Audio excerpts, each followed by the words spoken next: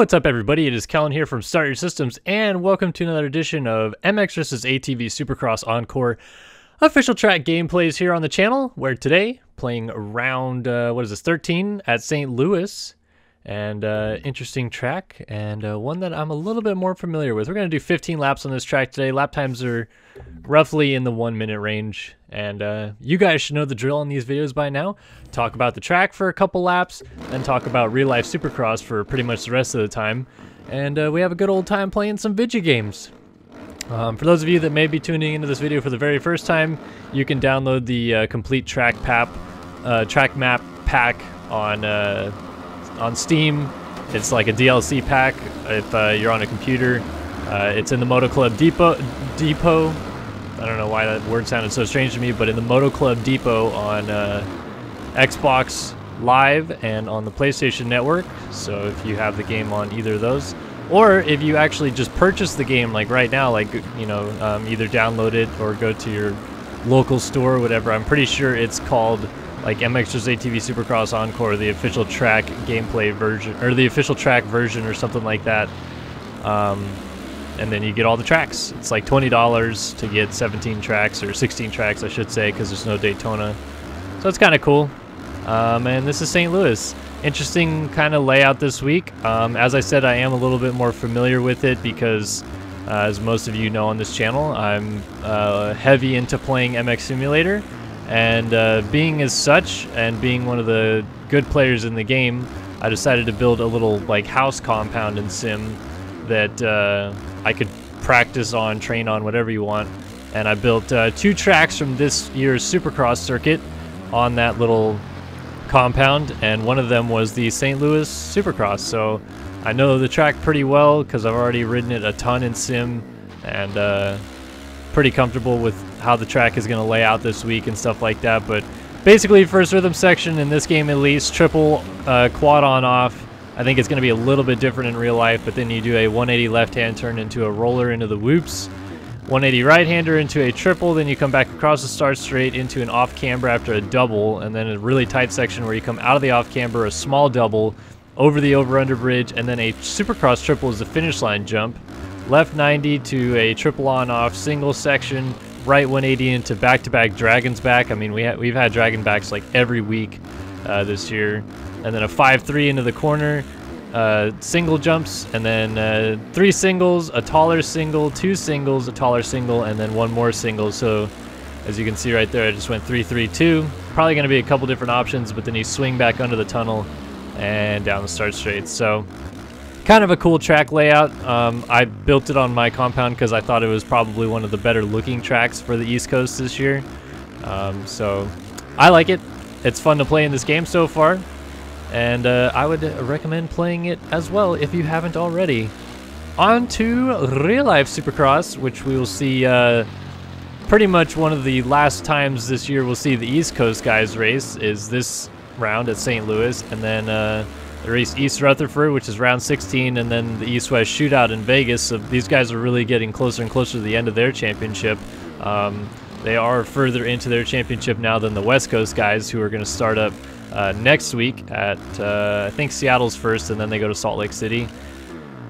Yeah, 250s are very interesting, but I always like to start these videos talking about the 450 class. And, yep, everybody has been trying to tell me Tomac's coming, and I said, yeah, maybe he is coming, but I really think Ryan Dungey's still going to win this championship. And thus, that being my prediction from the beginning, I shall lay in the grave I have dug myself and stick with Dungey as my pick for this championship.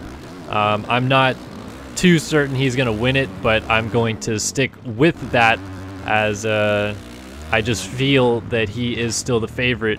You know, he has the points lead. Obviously, Tomac has a crap ton of momentum going right now, but I've said it time and time again on these videos.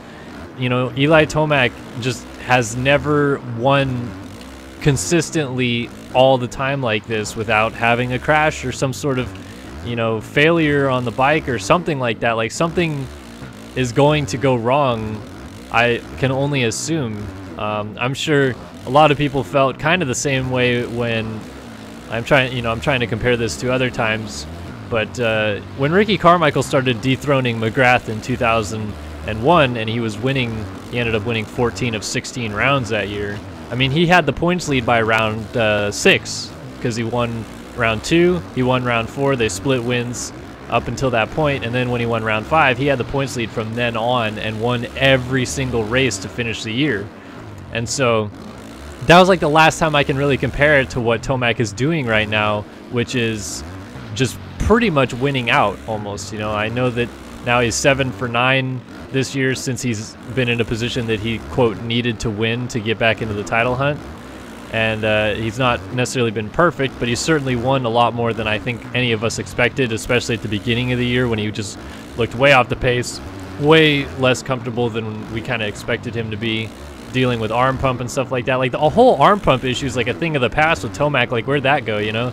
For the first, you know, 3-4 rounds of the year, all we heard was how these longer races are hurting Tomac and not helping him at all, because he's developed some sort of strange problem with arm pump. And people were saying, well, you know, it could have been in a relation to his shoulder injuries and maybe having some pinched nerves in his back or something. That happened to McGrath late in his career too, where finally he developed some shoulder soreness and some back soreness that caused pinched nerves, and he had really severe arm pump in his last couple of years.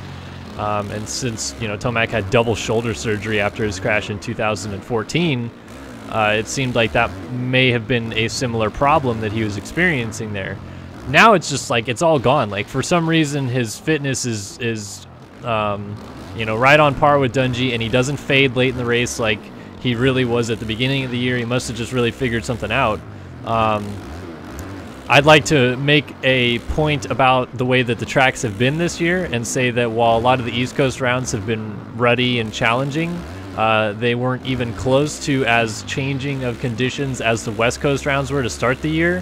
Particularly, you know, Anaheim 1 was one that I can point out that they started on that track in practice, and it was like wet. It was like a wet practice almost, because it rained 3 or 4 days leading into that, and then the track eventually dried out, and it made like these weird sticky bases and kind of weird chop and stuff like that. And I wonder if that maybe affected his arm pump. And one thing I'd like to say about that is Dungey was killer on those tracks when it was really, you know, challenging and bumpy and strange and doing weird, you know, just weird stuff with the dirt. Dungey was really, really good, you know, those first 3 rounds. And we're about to go back west racing after this weekend, so if I have to, you know, pick someone for this weekend, I think Tomac is going to win in St. Louis, but I really do think that Dungey is going to get second this week. I think he now realizes he's in a situation that he can't afford to keep giving up 5 points a week, and he knows that. And I think this whole Detroit thing was really just everybody got piled up in turn 1, and so did he. Otherwise, he would have had a good start, and he had the speed to run at least second place that whole main event, if not challenge Tomac. But I think St. Louis, Tomac wins, Dungey gets second, and then when we go to Seattle and Salt Lake City, I guarantee you one of those 2 races are going to be a mud race. Like, there's no way they're not going to be, because every single year that we went to Seattle and Salt Lake back to back, one of, if not both of those races were mudders, or like it got to the point where Salt Lake City was like a snow race one year. Like, there was snow on the ground outside of the stadium, and it was snowing during some of the racing and stuff like that. So, you know, it's just coming out of the winter months for those areas, and yes, it's a little bit later in the season, but it's still cold in some of those places, and there's always going to be rainfall in the forecast in Seattle during this time of the year, and in Salt Lake too, for that matter. So I think that that's going to throw a wrench into everything, whether that means that Dungey has a bad race and Tomac walks this thing home, or Tomac finally has, you know, the bad race that I think Dungey's been counting on, and then Dungey walks it home. I think it, you know, it's going to fall one way or the other. I don't think that a mud race, those guys are going to go 1 and 2. They might, but I just don't see it necessarily working out that way. So that's why I'm saying, you know, I'm still going to stick with Dungey. I'm going to ride that one all the way in, just because I've made that prediction and I'd like to stick with it. But not looking terribly good for the Dunge right now. Tomac is certainly catching him from quite a ways back, and I wouldn't say making it look easy, but he certainly hasn't been too challenged to win any of these races yet. So we'll see what happens. St. Louis this weekend. Like I said, I think it's going to be another Tomac win. As for the 250 class, holy crap, that main event in Detroit was fantastic. I didn't think the track was very good for racing, but it ended up working really well because there's only a couple places that they could pass. So when Dylan Ferrandis, who I thought for sure as soon as he got the lead was going to win that main event, when Savacci fell 3 laps, 4 laps in, whatever it was, and Ferrandis took the lead, I was like, Ferrandis was quickest in practice. He looks great, looked great in his heat race. He's got speed to run with these guys this week, which he hadn't had the first couple weeks. And I thought the really only question that was gonna come up was, where was his fitness at? And of course, his fitness was not quite there yet. I think he still has to kind of learn that. Those guys were pushing, the entire 17 laps I think that they ran, and so. Bummer for Ferrandis to fall off late there, but he looked great, and that's kind of what I expected to see out of him this year. So I wasn't surprised that he was leading and, on his way to maybe winning a race. I was actually more surprised that his fitness fell off there in a little bit at the end, but I think he'll get used to that. I mean, he came into the season off of a broken leg and just had gotten riding back in February, I think it was, that he really started putting in some hard training, so... I'm sure his fitness will come around, and I still believe he's going to win one of these last 3 rounds that they're racing, but I guess we'll see. As for the winner, props to Jordan Smith. Like, during no point during my preview gameplay video that I did talking about 250 East did I think Jordan Smith had a sliver of winning a race this year. I knew that being on the new team was probably going to help him. He was not too happy in his Geico Honda, gig there. But I thought, TLD KTM was still just a little bit off par. I mean, I know that they've done wonders working McElrath into a race winner this year and stuff like that, but I just didn't see Smith clicking that quickly. And when he got second at the opening round, I was really surprised, to be honest, and that's good. Like, good for Jordan. Good that he's being able to turn his career around in a happier environment and stuff like that. But I did not see a win on the cards for him this year. So for him to come out, win that main event, and do it while not like dominating, he like really had to fight for that one. He fought off Savacci a couple times, caught and passed Ferrandis, of course. He was up there the whole time, got a good start from an outside gate pick after winning the LCQ, but still, just was really kind of right there in the flow of things, battling for the win, and good on him to get that win. That's awesome, and it just throws him right into the points chase. I mean, he wasn't that far off anyway, but with Osborne's, broken spokes in the first corner that caused him to have a 2-lap tire change that took forever for the Rockstar Husky crew to get through, and finishing 18th and losing a big chunk of points. Savacci's now leading, but Smith, Osborne, and Cianciarulo are separated by 2 points, and they're right there, they're 9 points behind Savacci. So, I mean, this is really any of those 4 guys' championship at this point. I tend to believe that I don't think Smith is going to be the guy to win it. I don't think it's going to be AC either. I think Osborne's going to go on a tear these next couple weeks, probably win this weekend in St. Louis, so that's going to be my pick.